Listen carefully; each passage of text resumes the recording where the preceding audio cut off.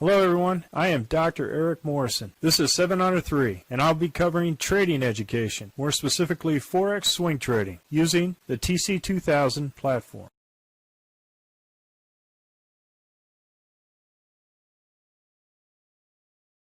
Hello everyone, this is the speed run for the 27 Forex currencies weekend review, and we're going to end with for Friday 18 September at 4 p.m. Central Time, starting with the Aussie dollar, Canadian dollar. And as you can see here, we had no trade for the last 3 days. We started off the week here, had a potential first candle and second candle, and we were out for a loss here on this candle. Aussie dollar, Swiss franc, we started off the week here, no trade, the trade here with an initial loss, another trade to the long side, and a loss. Aussie dollar, Japanese yen, started here, no trade, Heikin-Ashi was red. So this is a trade, initial trade, another trade, and we were out for a loss here on this trade. Aussie dollar, New Zealand dollar, we had our initial trade, we were out here for a loss, and we had 1, 2, 3 punch out for a nice profit on the Aussie dollar, New Zealand dollar. Aussie dollar, US dollar, we had an initial trade, and we punched out for a break even at the doji, went ahead, went down, put in a short order, out for a loss on this trade. No long on this trade. Canadian dollar, Swiss franc, we had no trade. Canadian dollar, Japanese yen, had 1, 2, and punch out for about break even. Swiss franc, Japanese yen, good trade, 1, 2, and punched out for a nice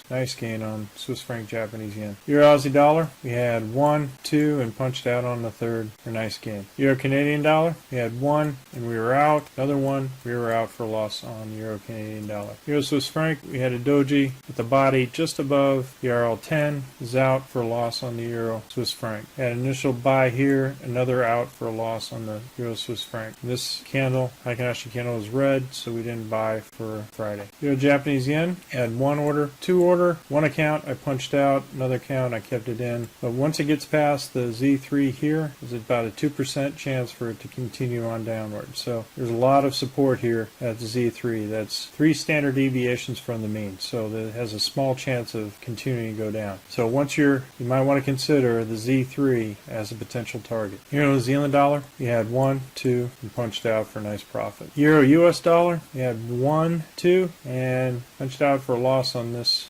trade, and 1, 2, and on the long orders, the long candles here, usually having a stop here at the RL10. If it continues to go all the way back up from here, all the way up to here, it's definitely a reversal. So you may put your stop here or at the belly of the dragon. As long as it's 1 indicator above, you could even hedge your stop here at this point in order to protect against a major loss. When you get these long candles like that, try to stay within 1 indicator from your initial long or short. British pound, Aussie dollar, you had 1, 2, and we punched out for a loss on the British pound, Aussie dollar. British pound, Canadian dollar, we had 1, 2, and punched out for a nice gain on the British pound, Canadian dollar. British pound, Swiss franc, we had 1, 2 above the RL10 and punched out for a nice gain for a 3. No trade on the British pound, Japanese yen. All red candles were above the RL10. Showed significant support here at the 200. British pound, New Zealand dollar, we had 1, 2, 1 order here, and we were stopped out here at the low. British pound, US dollar, we had 1, 2 green candles north of the RL10. We punched out on the 3rd day. Nice gain. New Zealand Canadian dollar, bought on the open, 1,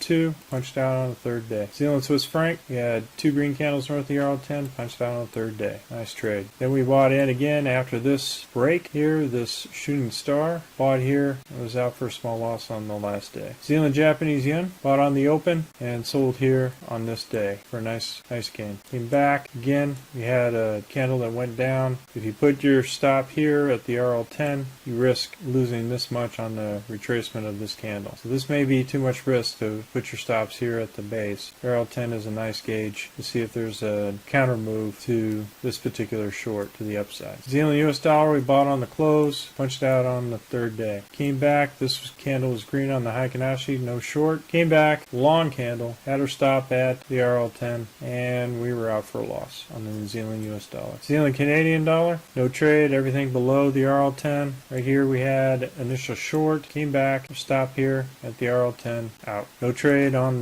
because the Heikinashi body is below the RL10. No trade, green candle, and this is Friday. US dollar Swiss franc did not buy here. 1, 2, and we had our stop here at the RL10. US dollar Japanese yen, overall trade, beautiful trade here on this one. 1, 2, punched out. Could have stayed in.